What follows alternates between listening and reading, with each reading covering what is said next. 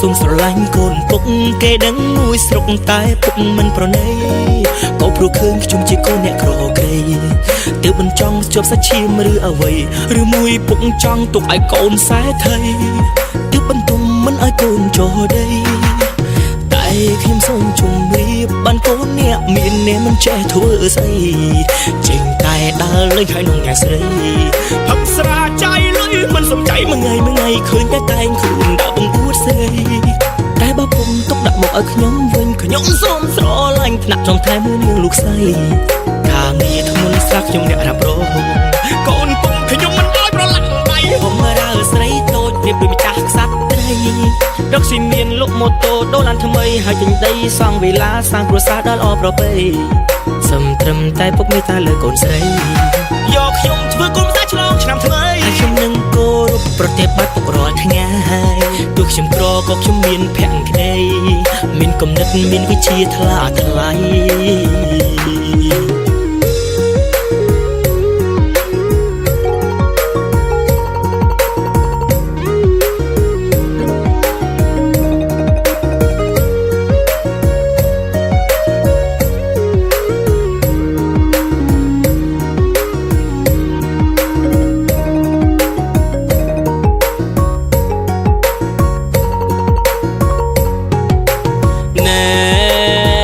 ចង់ស្រឡាញ់កូនយើងមានប៉ុន្មានម៉ឺនដនដឹងហើយឬវ័យ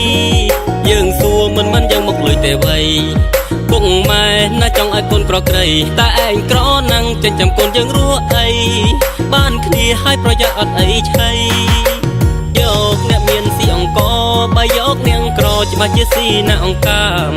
ឲ្យឯងកូនយើងច្បាស់ជាលេមខាមច្បាស់ជាស៊ីក្តាមស៊ីខ្ចង់រាល់ថ្ងៃថ្ងៃឃើញតែម៉ាំប្របងគាត់នឹងត្រីប្រៃ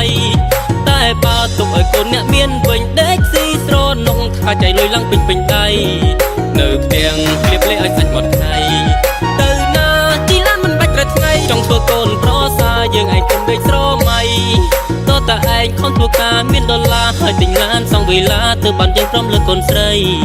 និយាយនេះមិនមែនយើងលោកកូនស៊ីតែធ្វើនេះចង់ឲ្យកូនខ្លាថ្លៃបើឯងពិតស្រឡាញ់កូនយើងស្មងភក្តីឯងកុំបានតែសំដីធ្វើឲ្យយើងឃើញចាំនិយាយ